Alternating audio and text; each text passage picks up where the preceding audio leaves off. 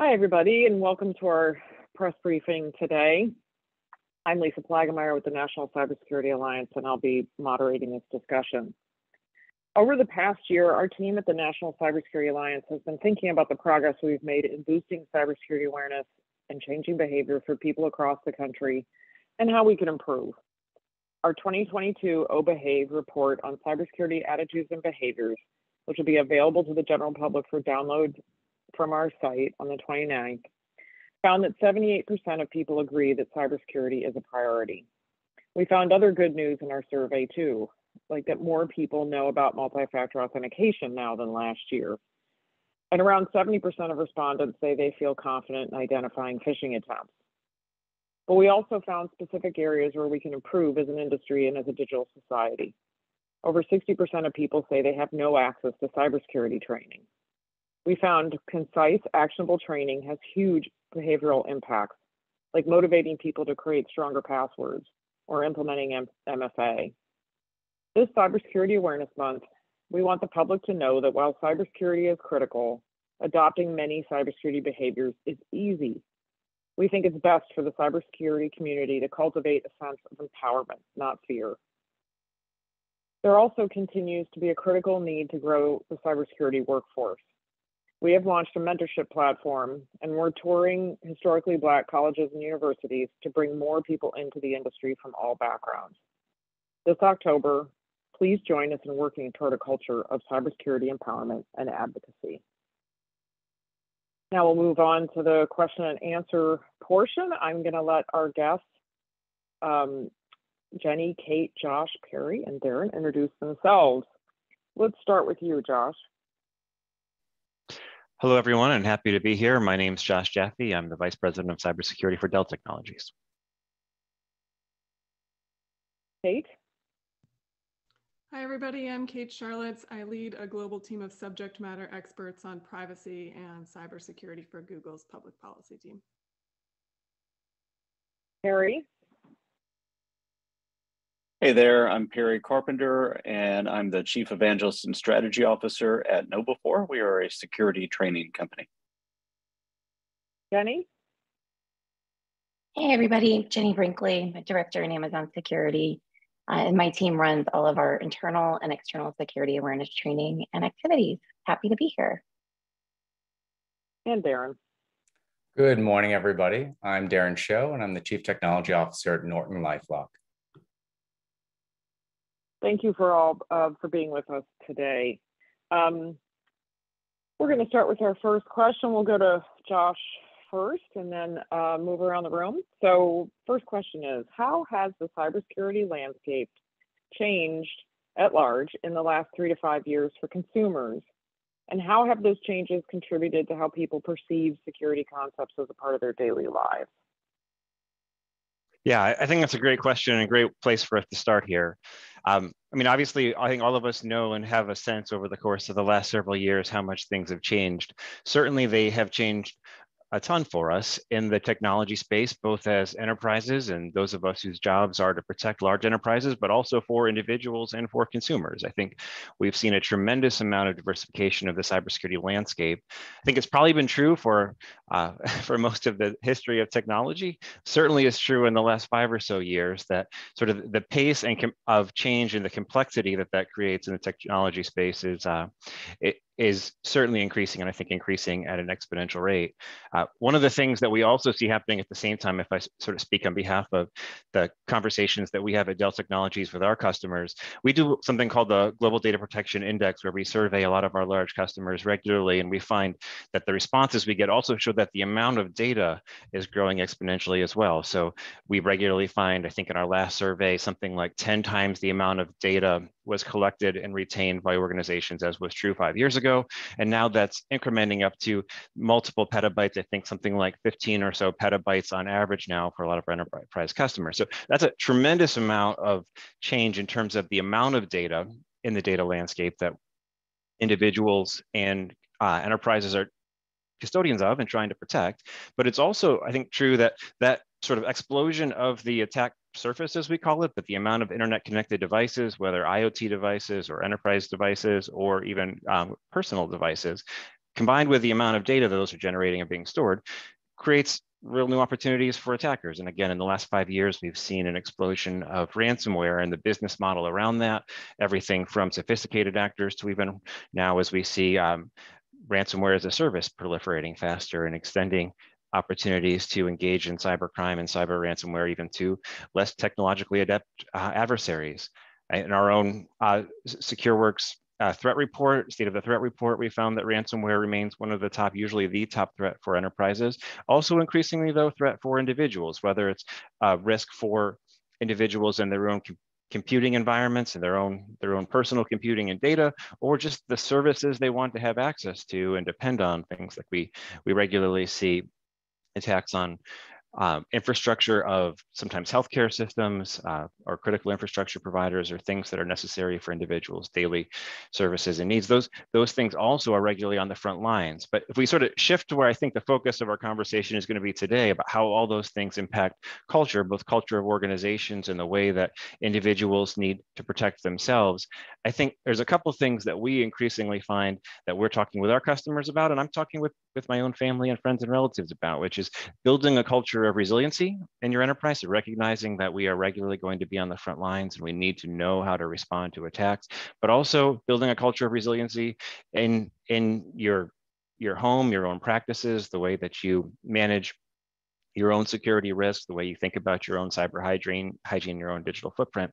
One of the things that I think is most important for all of us to do is recognize that whoever we are, we're likely on the front lines in our day job, we're on the front lines of these kinds of risks in our own private lives.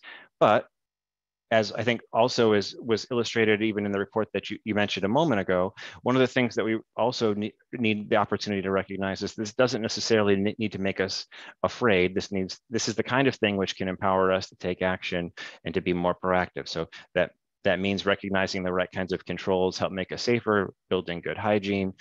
Also, in the case of enterprises, and also even in the case of, I think, our own private lives, simulating what we would do in the event that we didn't have access to critical data, making sure that we had the things that we need backed up or accessible to us. I think those kinds of practices are certainly key for individuals, especially given how we've seen sort of the state of the cybercrime landscape change and really become increasingly sort of at the forefront of our daily lives.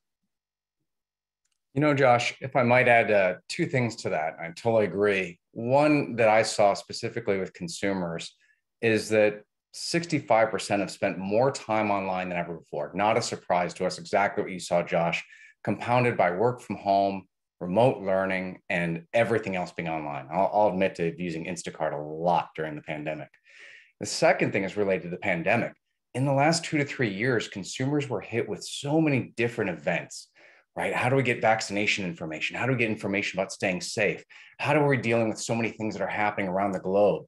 And when those 2 things combine, more people being online ever than before, and then more crisis and more information being out there, this is something that criminals can actually leverage to do exactly what Josh is talking about. Infect people with ransomware, expose them to scams and in phishing. And those things combined are quite a lot. But I'll pause there. I just want to add to Josh's statement. Yeah, I think I just want to add one thing, which is, cyber attacks really have a way of acting as a watershed moment for all of us. One of our biggest watershed moments at Google was in 2009, when we were the victim of a major cybersecurity attack called Operation Aurora. And we're no stranger to cyber threats, but this was really something out of the ordinary at the time. And it really helped us completely change our cybersecurity infrastructure. And now the industry as a whole is seeing similar impacts more recently, whether that's with ransomware and in the COVID-19 pandemic, or later with Log4j. And I think these moments really highlight the new actions that need to be taken, whether it's moving past legacy software or contributing to the open source ecosystem. And this connects with consumers very much as well, as we invest in those products that consumers are using and invest in education and awareness initiatives that I know we're going to talk about in the rest of the conversation today.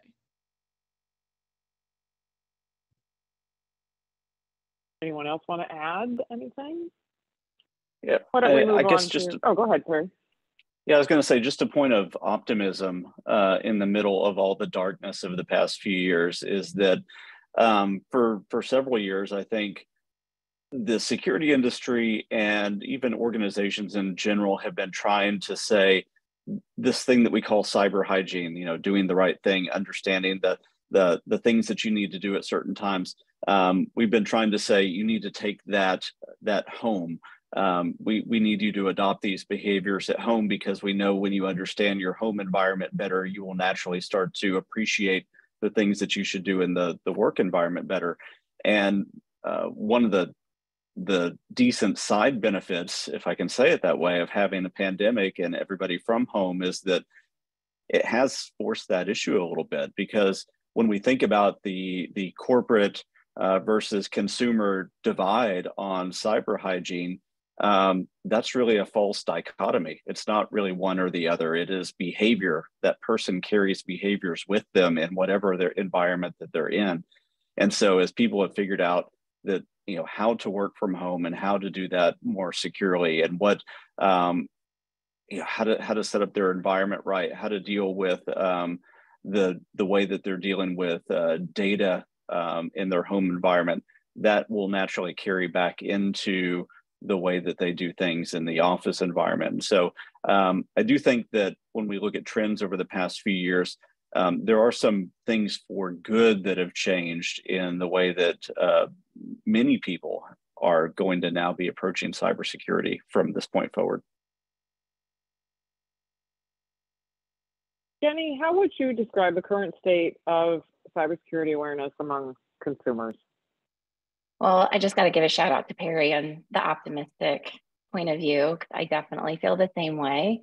I think that we've got a lot of work to do, but internally at Amazon, we talk a lot about being able to meet our customers where they are. So if you can only imagine, we have, I think we're close to 1.7 million employees. So a big part of my job is to be able to help meet each of those employees where they are based on their sophistication of security. So if you could only imagine, I work with people that are in the security teams that, you know, I'm trying to help give them prescriptive, compelling details that will help them navigate without feeling like I'm insulting them, to individuals that might not necessarily know about multi-factor authentication and how to turn that on. So a lot of that work has actually made some decisions for us about externalizing that training. And that came out of a visit that my boss, our chief security officer at Amazon, and Andy Jassy, our CEO, took to the White House last year on what could we do as a company? What could we do, excuse me, to help give people confidence as they're operating online from a consumer lens? And so we actually made that training available for free. I believe it's probably available in the toolkit that you'll be able to access for those that are watching this. And it's free. Use it for your own personal use, use it within your corporation, use it within your small to medium business. If you have friends that have a small company. In fact, I've turned my friends onto it that look to me as, you seem to know a few things about security, how can you help?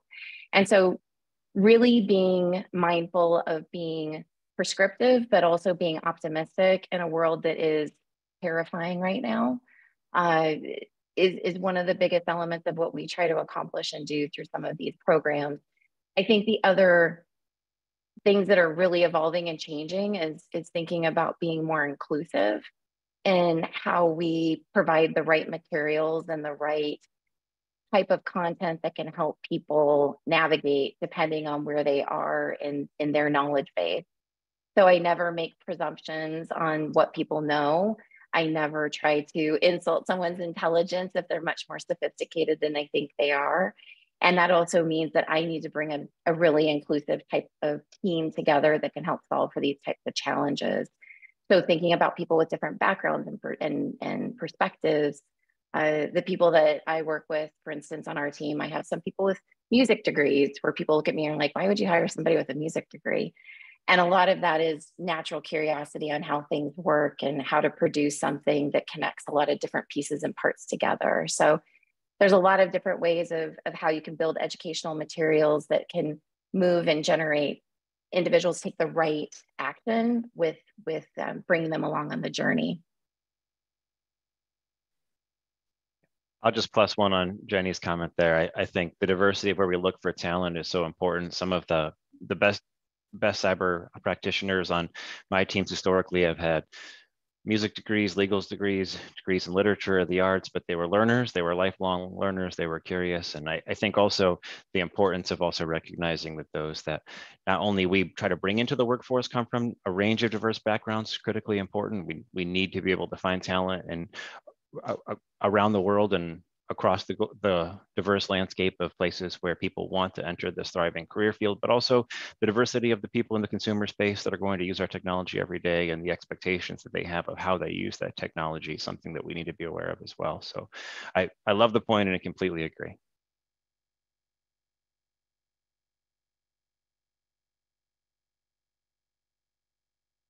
So building on that, Perry, to Josh's point, should all consumers be trained on cybersecurity the same way on best practices? Are there things like generational gaps that we need to consider when we're educating people on cybersecurity? Yeah, so I hear people ask or talk about generational gaps in cybersecurity. The thing that I would want to avoid with that would be profiling and assuming that one generation knows more or less than another. Because as we know, everybody's an individual, and yeah, there are things that were trends and are trends for different generations.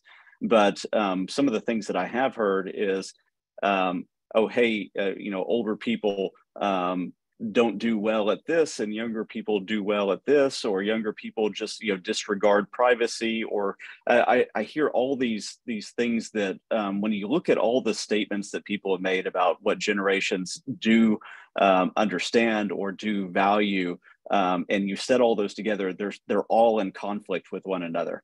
And so I think what we have to do is really just kind of start with a through line of information of what are the commonly needed to be understood values and behaviors with respect to cybersecurity, and really just human technology interaction or human data interaction that people need to know, understand, and then express through behaviors.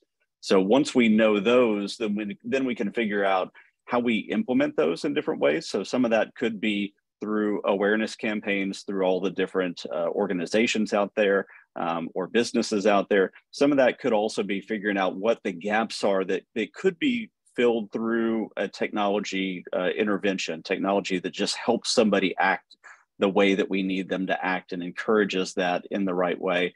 And then, of course, if we want to really bring everybody up to the same level, base level understanding for cybersecurity values, information, and behaviors, then that would start at the K-12 level and building out the next generation. And the good news is we're seeing incremental progress there as well, with several initiatives going forward for younger learners. So I think 10 years from now, we shouldn't be asking about generational gaps. We should be starting to see where people are really receiving the same information across that. These assumptions aren't being made, and there's a constant push to either get all the same information out to everybody and then close the gaps through technology, naturally assisting people to do the things that we want them to do.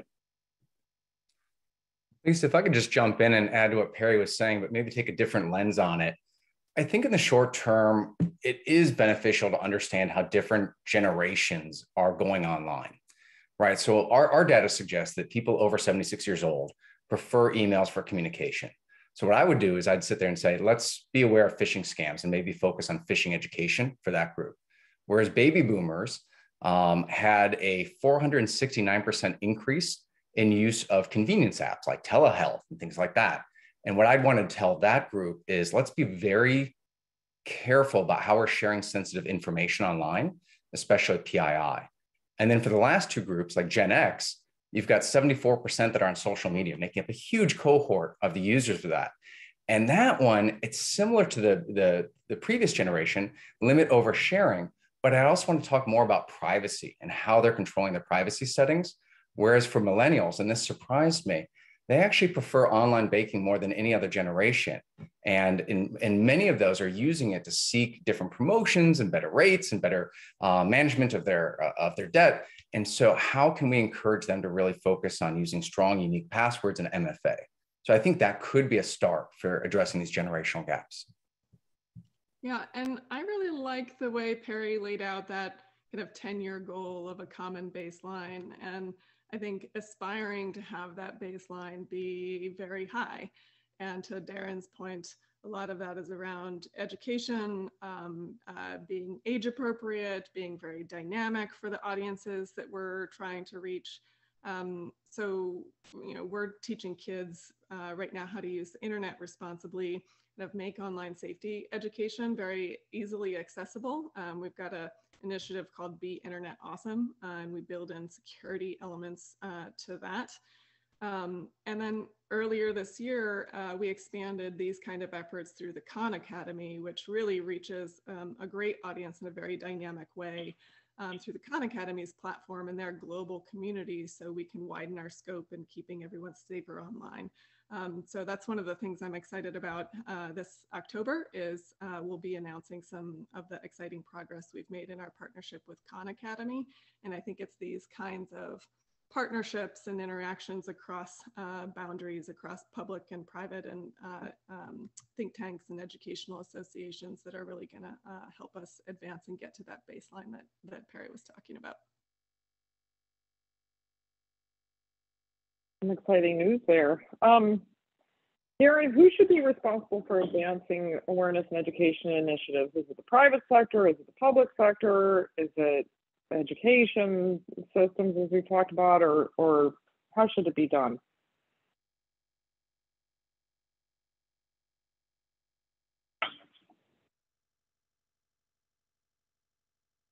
Oh, sorry, was that Perry or Darren? I thought I heard Darren. That was Darren. Oh, sorry. I thought I heard Perry. I thought for a minute I lost my, you guys lost me. I lost my connection. No, I love it, Perry. And thanks for being right on the ball there. So who should be responsible for it? Clearly Perry should, because he's the best listener here. But look, you know, it highlights a point, right? And this is a team sport that we're having right now, and all of cyber is a team sport. So the fact is that when we survey annually, we find out that 2 in 5 Americans still don't know how to protect themselves online, despite having concerns that are one of the highest we've ever ranked. I think 77% are saying that they're taking more online precautions. So if 2 in 5 don't know how to do what they want to do, they have a desire to do it, then we certainly can be doing quite a bit more work to enable both education and empower them with tools. And this is for all the generations that we talked about, so they can be in control.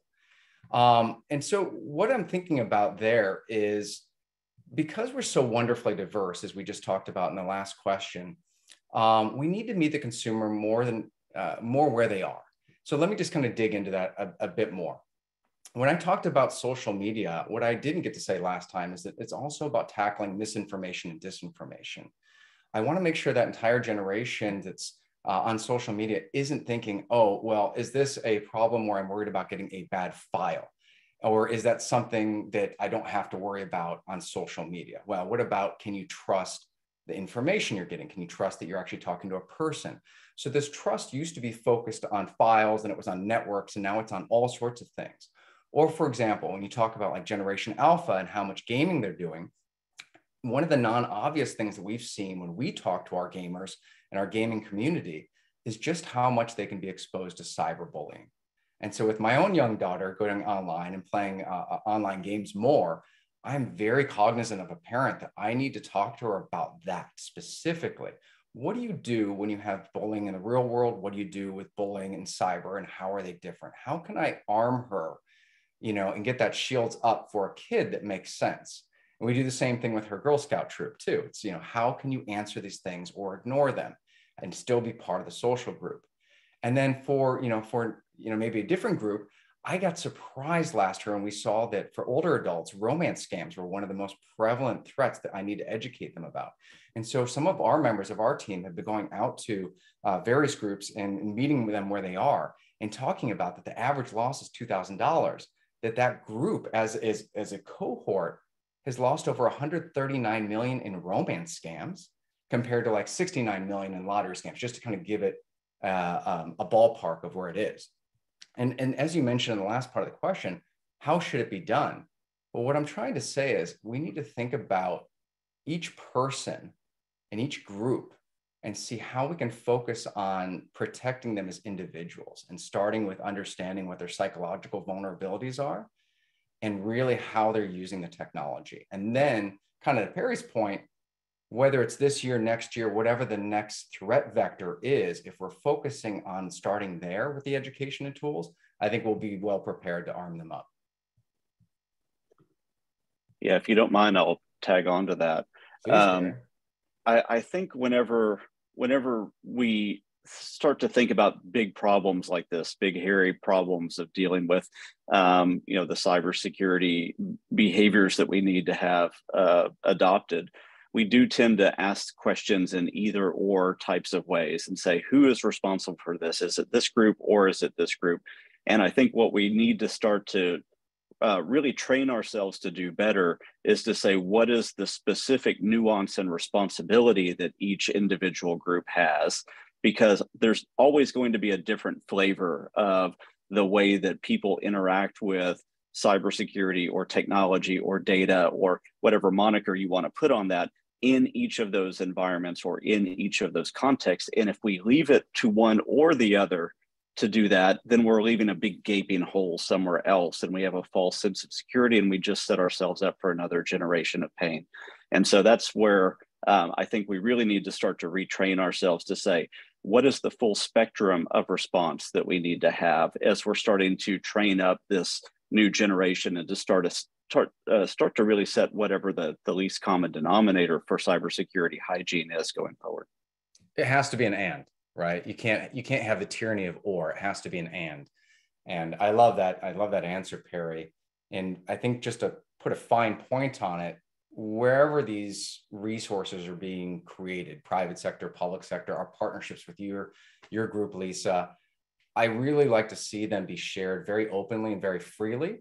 So for example, they can get out into the education systems. That was something I think we can learn a lot from the COVID generation, going online overnight, and figure out how can we make the awareness that we even have the resources available to educators, and that many people, including myself, and I think most of the people here on this panel, have teams where I'm available to help and educate individual school districts, anybody at the state, federal level, and beyond. So thanks, Perry, for putting a point on that too. Anybody else want to chime in on that? Or we can move to the next question. So Jenny, let's start with you. What needs to be done to entrench cybersecurity concepts into the mainstream culture, to get rid of tech speak or nerd speak? Is this really a brand perception issue for the cybersecurity industry that we need to overcome? 100%.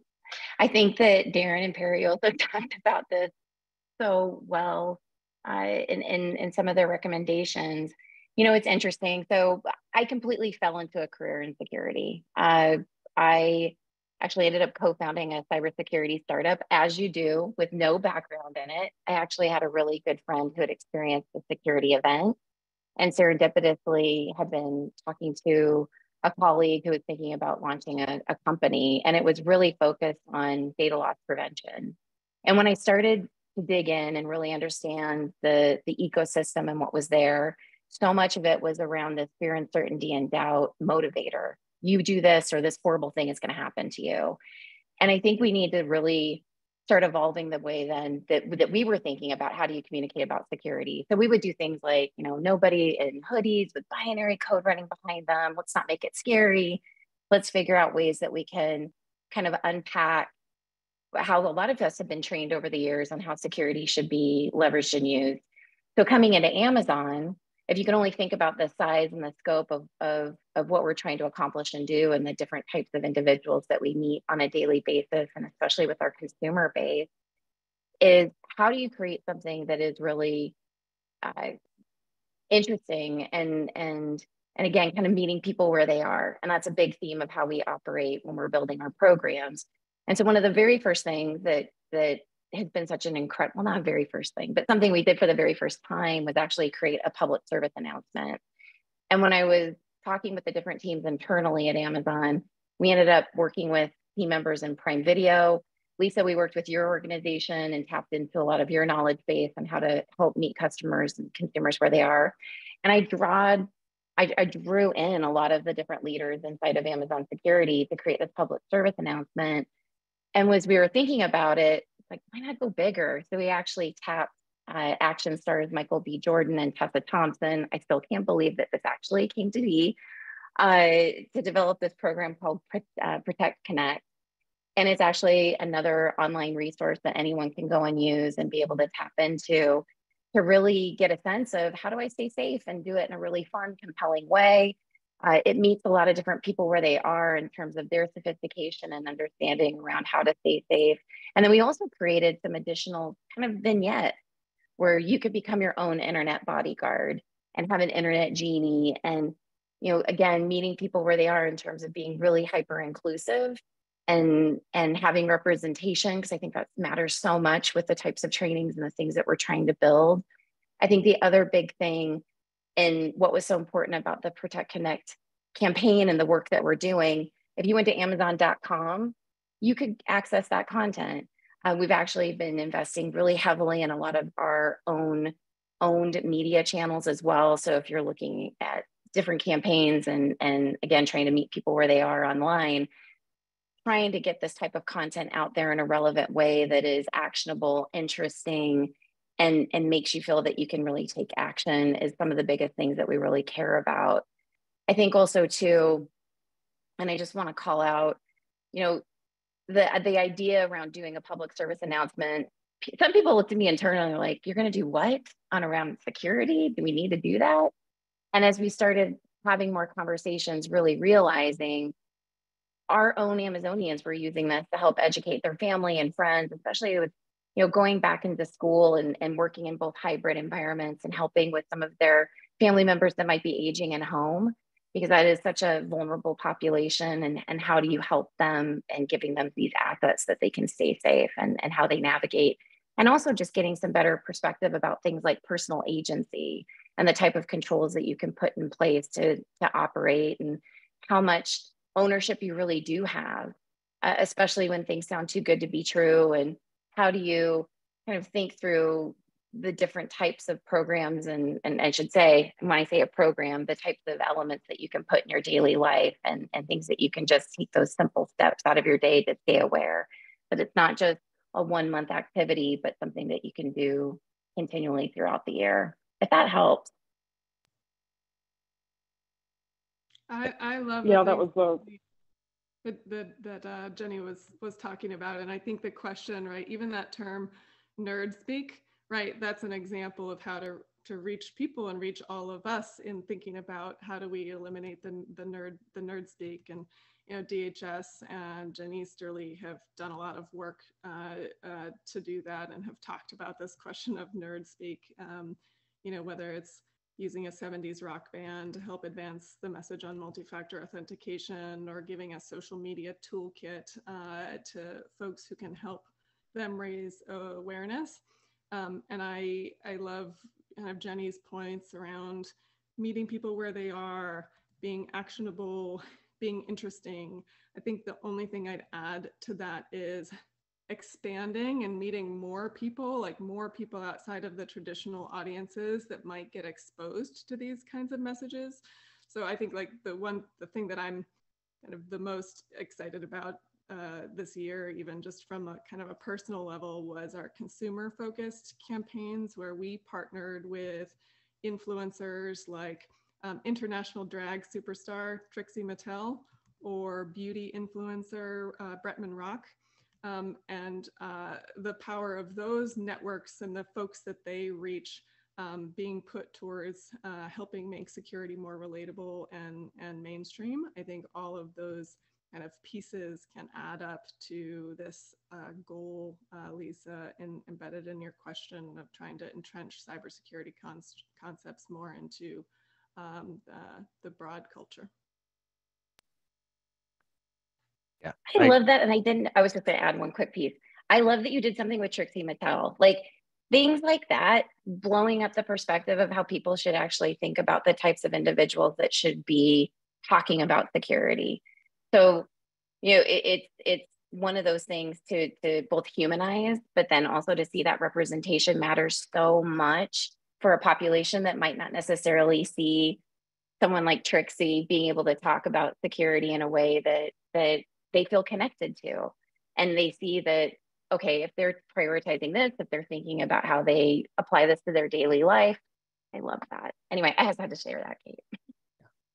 Yeah, I just wanted to follow up on that point as well and just mention that I think, Jenny, you mentioned the point about agency and Kate was talking about influence. I think the truth is that there isn't a population or segment of the population that for whom security and technology security specifically isn't a serious issue or concern. So being able to sort of to make the issue relevant and prescient and penetrate the different elements of their sort of daily life in a way that is relatable, it's understandable, removes the nerd speak, demystifies is important. But I think it's important for a couple of reasons. One of them, at least in my experience, is sort of societally, when there are things we don't understand, we know they're scary, they're risky, but we lack agency or don't understand them. We sort of do the opposite of the right thing. We have the opposite of the right impulse, which is we sort of try to hide from it, not learn about it, don't want to be engaged in it. Where the flip side of that is we start to understand, demystify, give people agency, we find that they actually really do engage with the same kinds of common sense that you would expect them to want to apply in other areas of their lives, which are both tremendously empowering for individuals, but also really beneficial, I think, in an aggregate as a society as we try to make ourselves more resilient. From my perspective, it's about empowering individuals to make good decisions that bring risk down and start to bring trust up.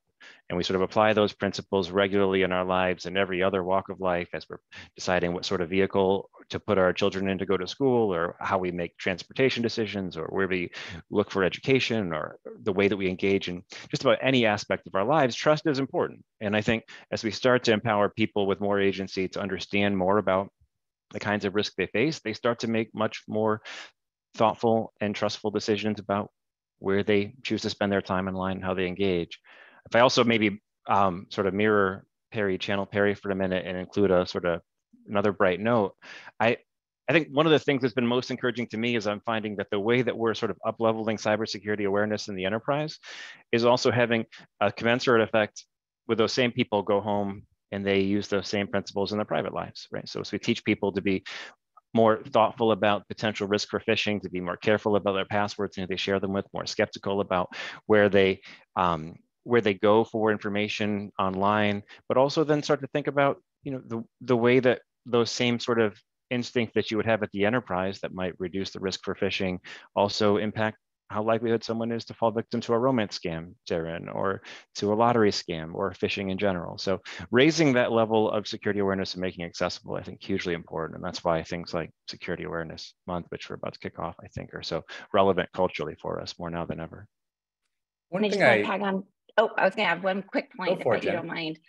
So I think there's also something, and we haven't really talked about this yet, it's the embarrassment of when something does happen, and how we've got to figure out giving people a sense of it's okay to admit when they've made a mistake, or it's okay to share that vulnerability of what they did.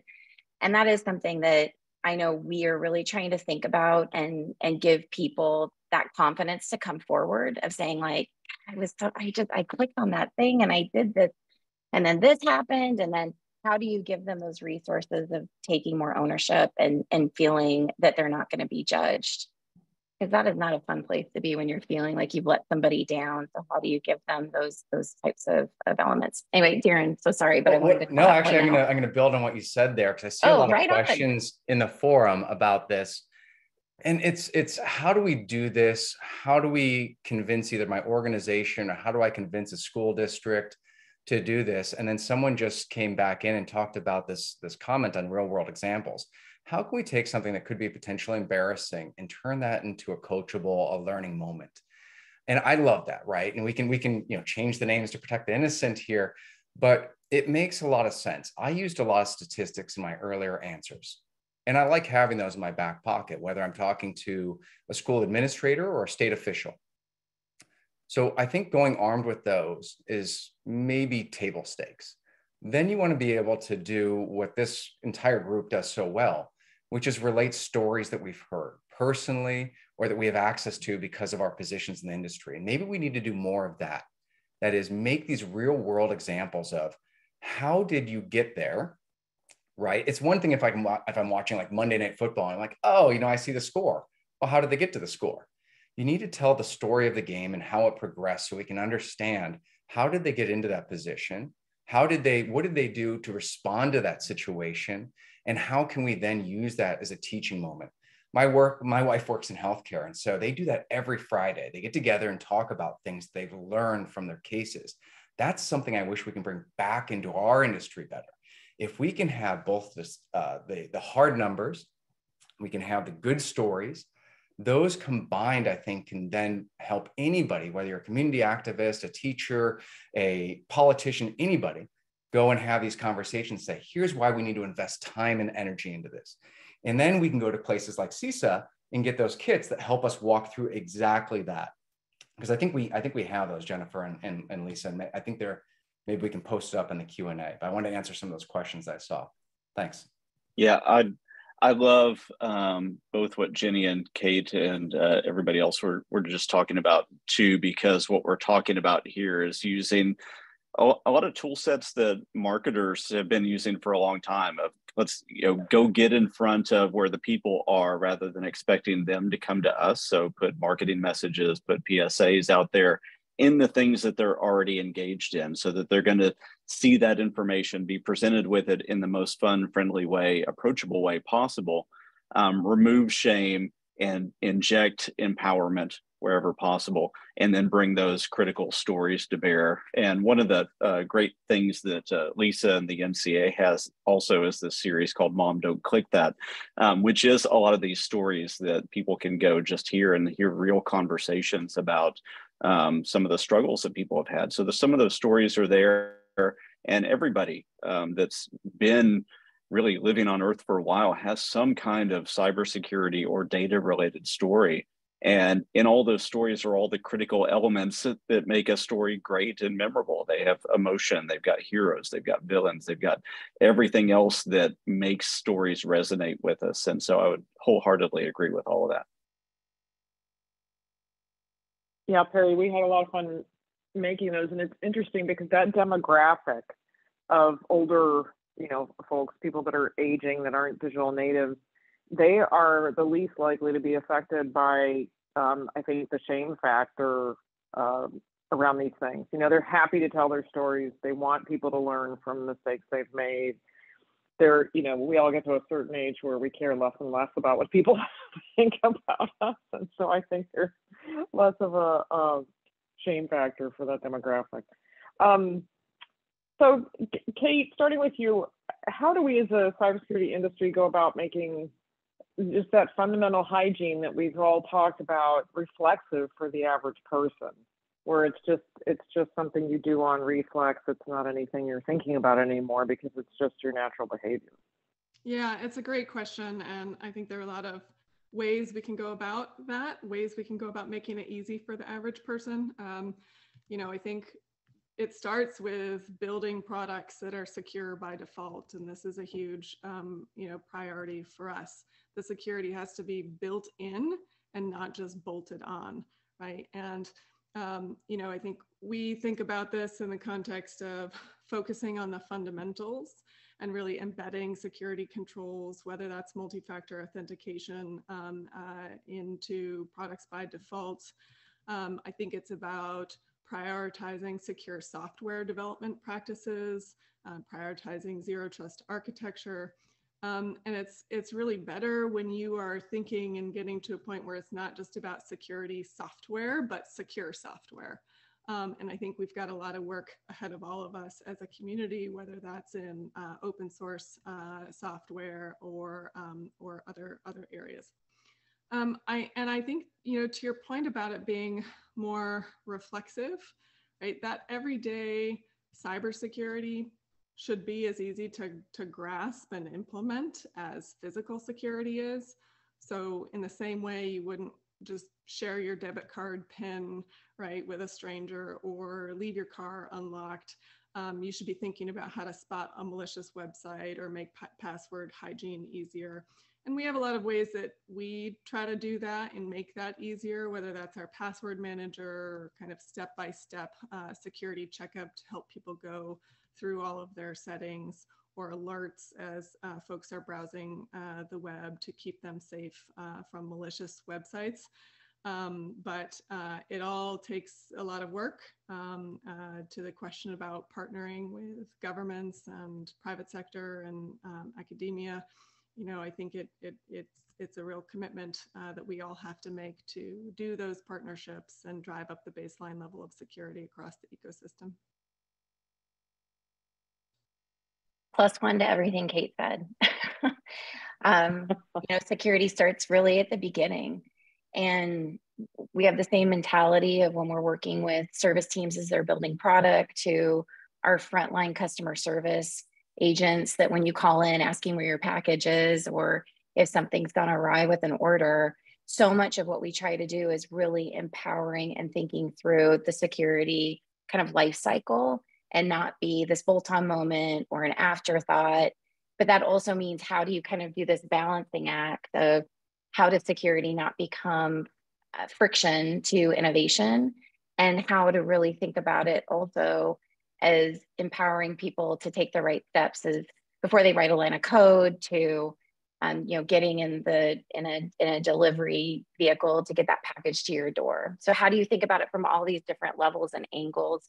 And you're also creating these moments where it's really like just-in-time activity. So not really relying on this annual, it's your once a year security training, everybody take it, but really thinking through the entire almost life cycle of your day, and where and how you're engaging digitally, to being in your car that has a digital interface and ensuring that that software is updated to the latest and greatest, to ensuring that you have the latest and greatest updates on your mobile device. Like, what are those little moments that just become just best practice on how you operate and how you're working? It's like maintaining your car to anything else. Like, where does that security element fit in? Yeah, I completely agree, Jenny and Kate. I imagine we'll have vigorous agreement on this topic across the panel. But I really like, Kate, actually the way that you framed the concept of having security being built in. We at Dell have this concept of security being intrinsic as opposed to extrinsic, but the idea that it's innately part of the things we design, whether it's hardware or software, or how we source technology.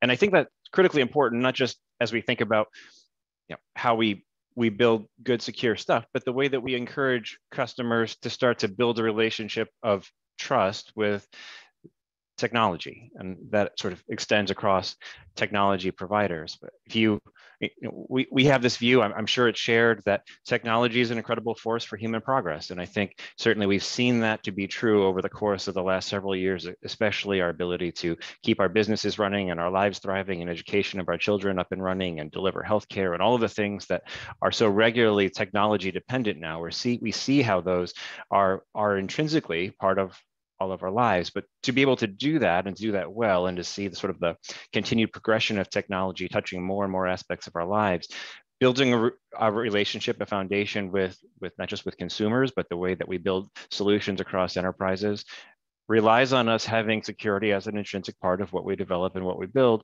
It also requires us to be able to enable concepts like zero trust architectures and others that were mentioned, that allow us to connect other things, other parts of that ecosystem together in a way that still maintains or chains that trust, so that users who we don't want to be terrified of technology, want them to embrace technology, get the most out of it, get the most benefit they can, are able to do that in a way that they can fully, responsibly, thoughtfully trust the outcomes that they're expecting from the technology, or the chain of technology that delivers those outcomes.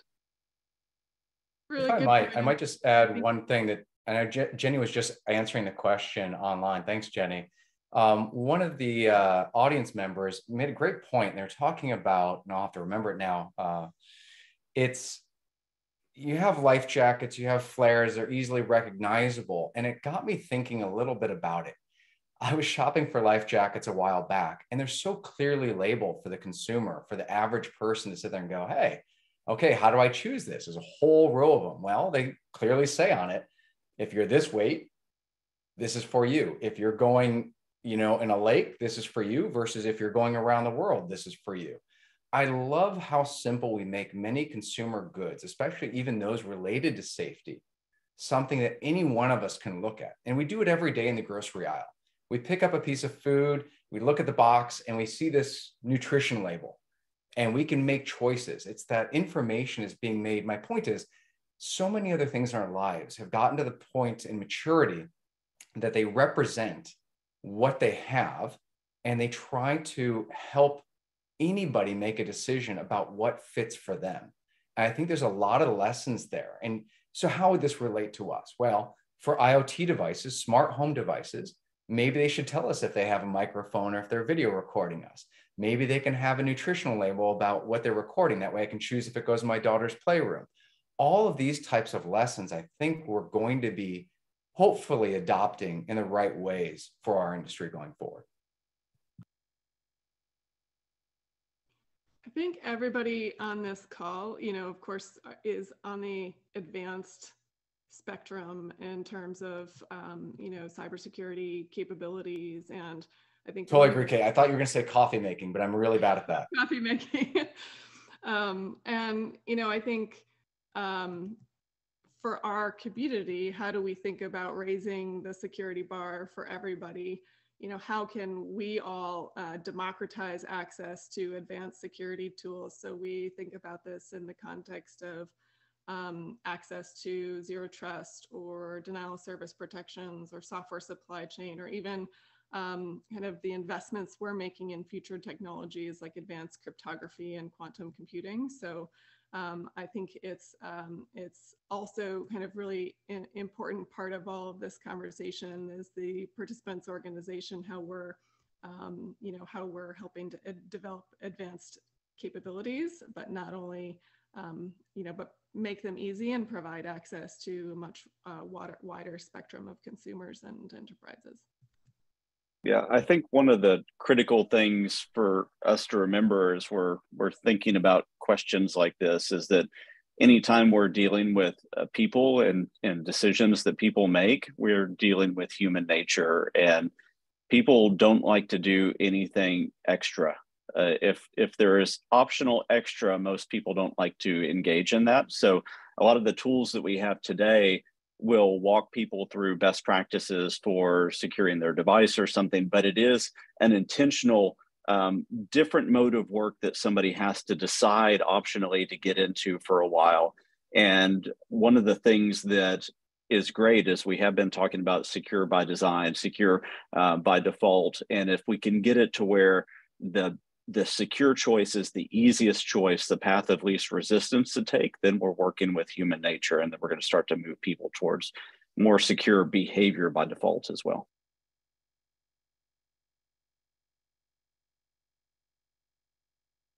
Josh, let's turn to you for a minute.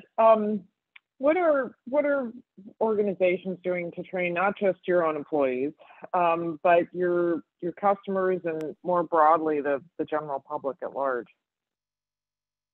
Yeah, I appreciate that question. I think we spend a lot of time within our organization, I referenced this earlier, trying to up-level up security expertise of our general workforce. So if that, and that ranges, and I think we talked about some of the diversity of that, but that sort of looks to meet people where they are in their lives, but also in their day jobs and what their expectations are. So if you're in our accounting or treasury department, a lot of times we spend a focus on training and awareness around accounts receivable fraud and a range of different kind of business email compromise things that could potentially be risks for people in those job roles. If you're developing and writing code, then we have a whole program around the way that we try to make sure that secure coding practices are embedded in their understanding, their knowledge repository, the way that they're thinking about the way they bring features to life. And then across our whole enterprise, we spend a lot of time focused on phishing and trying to make sure that the kinds of risks that generally everybody who has access to the internet and is connecting and transacting work over email are increasingly aware of what those things look like and the way that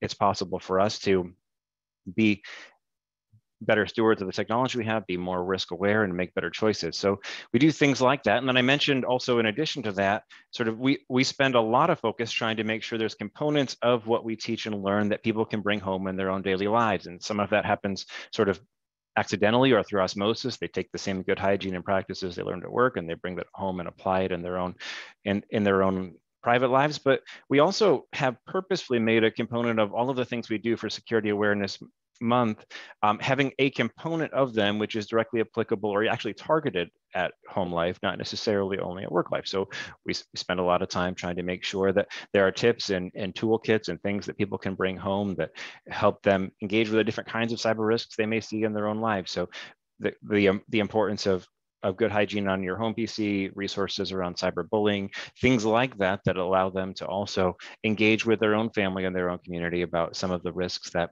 certainly as individuals, we'd want them to be more aware of in the work setting, but also recognizing that people are whole people, wanting to also invest in the cyber and digital health of our employees, and recognizing that's a key piece of the way that they engage and practice good hygiene in their own family and their own lives, and bringing that whole self to work also helps bring both less risk, but also a more whole and more well-rounded and healthy, digitally healthy person to work as well.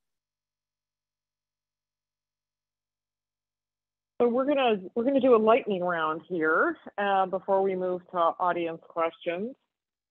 Kate, we're going to start with you. I think that you took your hand a little bit on this one earlier about an announcement that you're making. But what is your organization doing for Cybersecurity Awareness Month? Thanks, Lisa. I have plenty to tap into. I did mention one earlier. There are others. So one is around passwords. I mean, passwords, as everybody knows, they're hard to remember. They're often involved in data breaches and phishing attempts. And so we're going to continue to move along our path towards a passwordless future, building on our history in the authentication space. And the other one, I alluded a little bit earlier to Operation Aurora and the 2009 cybersecurity attack on Google. And that was an event that caused us to completely rebuild our baseline security architecture because the industry was doing it wrong. It led us to establish specialized security teams like Project Zero and Threat Analysis Group and more. And so this month, we're making an exciting announcement in celebration of Cybersecurity Awareness Month to give people for the first time a sneak peek into all the incredible work these teams have been doing behind closed doors as they protect billions of people every day. And I think it's really the story of Aurora, the changes that we made as a result will be interesting to a lot of folks who are facing increased cyber threats today, because it's those lessons, if we really do learn them, can lead to significant progress. Awesome, good stuff. That's exciting to hear about. Darren, how about you go next? What are you doing for Cybersecurity Awareness Month? Yeah, quite a bit internally, but for this audience, I'd like to just kind of say one thing. We're focusing on taking a lot of our 38 years of learnings and being in this business and sharing that with anybody and everybody. And so I'm excited that our teams and a good number of our community team has partnered up with places like Discovery Education, which is a great site to go to for daily education, get some quick bites for any of you in the audience that are looking for where do I start and how can I get information about scams or phishing or cybersecurity. It's a great place to start. We're also partnering with the National After School Association. So for those of you that are looking at having those conversations with your schools or with your kids, another great place. And then lastly, another one, not the only one, would be Techsoup. So I think by taking our learnings and the learnings from our partners in the industry and then sharing them in different ways and broadly doing that, I think we're just trying to do our part to participate in this ecosystem and get the best practices out there. Fantastic. Jenny, how about you? What are you doing for Cybersecurity Awareness Month? A lot. I'll make mention again around our public service announcement, Protect Connect. That's going to be available throughout the month of October. We'll be highlighting it on multiple different Amazon-owned channels. So check it out if you haven't. I'd also love feedback and what people think of that program. Also, our cybersecurity awareness training that you can take and apply it within your business, that will remain free for you to access. We're also really partnering closely with Jen Easterly and her team at CISA around their theme of See Yourself in Cyber. In fact, we actually have her team out at the Amazon campus towards the end of this week with some educators from the Pacific Northwest. Woo, I give praise to the PNW to talk about how we can start developing different curriculum and ways that we can engage a diverse workforce for the future around these topics.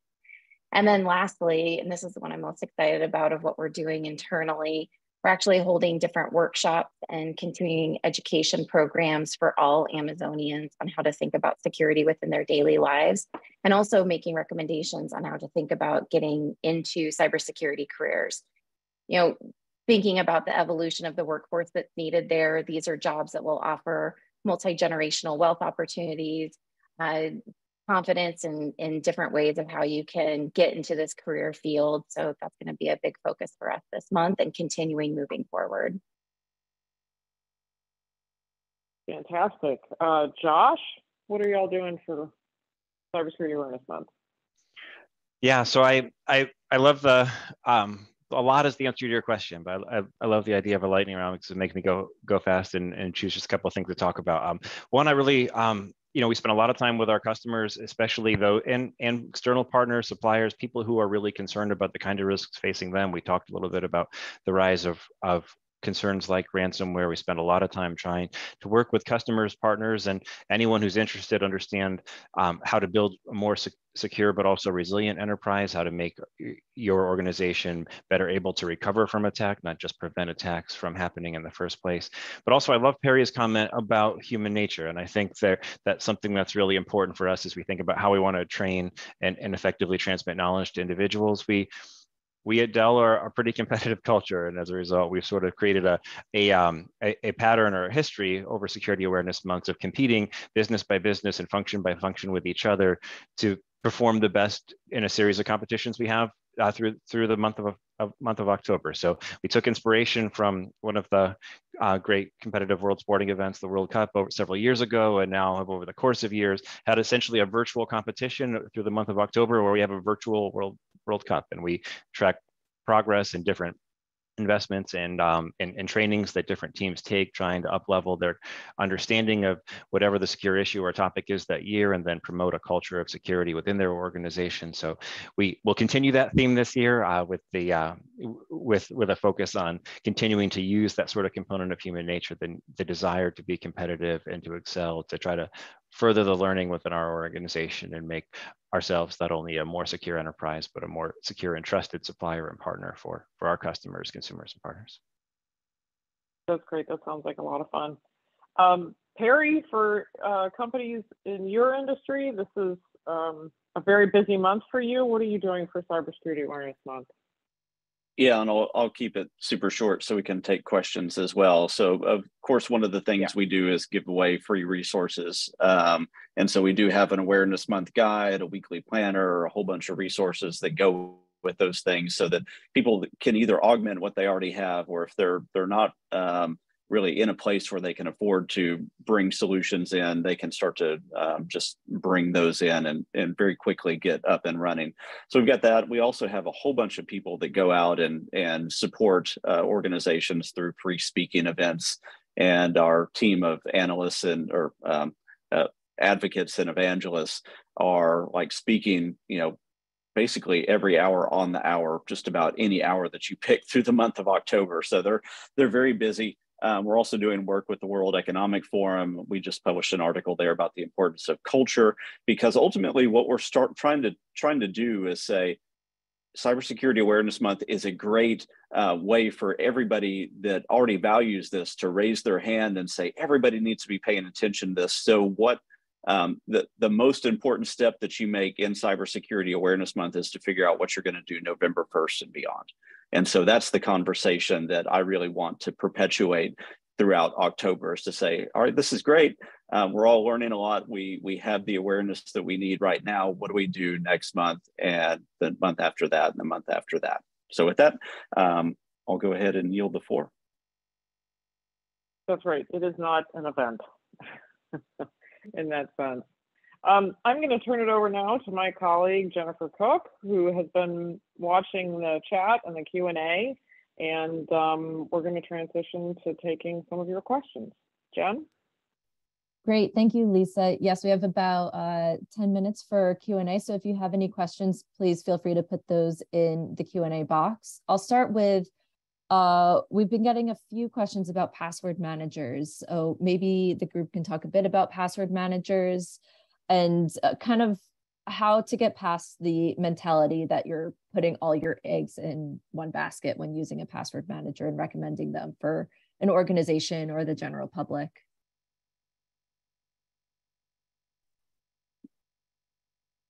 I'll go first there, if you don't mind, because I give this as an example quite a bit because it's not self-serving. So I typically talk about the importance of training things, and an easy thing for me to talk about that doesn't really serve me from a vendor perspective is the importance of password managers. And I think it goes straight to understanding human nature. When you look at a lot of the studies out there, one of the things that we see is that most people today that are really internet savvy are dealing with 200 plus accounts over the course of a year. And from a cybersecurity hygiene perspective, we've been telling people for decades, you need good, strong, unique passwords, not based on an internally guessable algorithm. You need to be able to mix up all these characters and numbers, or wait, maybe you need a passphrase, or you need all these other things. And they need to not be shared. They need to not be written down. They need all of these things.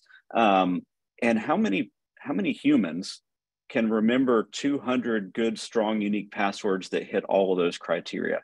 Not very many on the surface of planet Earth, probably.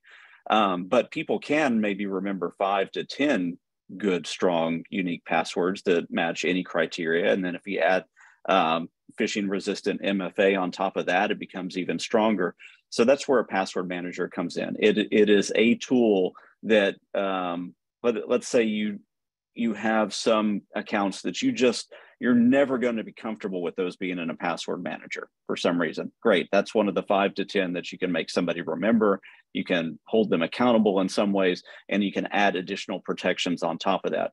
But for those other 195 accounts, a password manager is going to be way stronger than anything that somebody can remember or try to propagate on their own.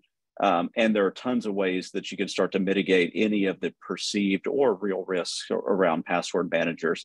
But one of the things that you look at is, if you look at the pros and cons of password manager versus no password manager, password manager on the strength side wins out almost every day. And for those concerns that you have, you can find mitigating paths around. I couldn't say it any better than that, but I think just to expand on one thing that you just said around the additional features, right? Password managers can have additional capabilities like checking if the passwords have been involved in a breach, or ensuring that folks don't fall victim to phishing attempts by verifying authenticity of sign-in pages before you log in. Those are things our Google Password Manager is able to do. So I think it's in addition to the strength of the passwords, which I wholeheartedly agree with, it's also the capability to add additional security features on top. That piece about really authenticating the page that you're going to, or providing one more level of assurance that, oh, I'm going to whatever my banking site is. If the password manager reacts in the right way to that, it is one more level of assurance, because if somebody's sent me a credential harvesting web page, my password manager is not going to automatically want to interact with that in the same way. And so that's one really, really cool side benefit that password managers have that most people don't think about. Great, thank you. We've also gotten a few questions from people interested in talking to their kids' schools about cybersecurity awareness, and are wondering just kind of the best ways to go about that. And actually at the National Cybersecurity Alliance, we just released a few resources for going out into your community, into schools or libraries or retirement centers, and giving tips for volunteering that we can share after this call. But I'd love to hear from our panelists if you have any advice for talking to either approaching a school to talk about this topic, or just kind of general volunteering around cybersecurity. Happy to jump in on that one. I think I mentioned Discovery Education, the National After School Association, and Techsoup all have resources like CISA, and I think those are fantastic. Personally, what I did at my daughter's school and my some other elementary schools in my neighborhood, I just reached out to the principal and school administrators directly and said, look, here are some resources. You might have already seen these, you might not have, just in case as a parent in the neighborhood. Here they are. Now, also as the CTO of a cybersecurity company, I said, I can't say this if I also don't volunteer to back it up. But what I found is they didn't want the deep technical lecture from me or anybody else in my organization. What they wanted just to get started was the why. Why is this important? And we talked about the stories. 2, kind of a simple how can we get started? What are the 2 or 3 things we should do if we start handing kids Chromebooks or laptops? And 3, how can we make it something where the teachers and counselors at the school are prepared to discuss what's happening in a cyber world that extends beyond the school boundaries? So, you know, anybody listening right there can reach out to me afterwards as well. I'm happy to discuss this further.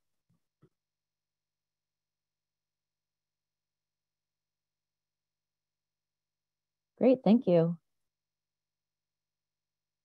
So I think we'll wrap it up there. Thank you everyone so much for joining us today. If we didn't get around to your question, please don't hesitate to contact us. Our contact information is on the screen. We're at info@StaySafeOnline.org, and a recording of this event and the resources that we discussed will be shared in an email later today. Thank you everyone for attending, and thank you so much to our wonderful panelists for joining us this morning and sharing your advice and great resources with all of us.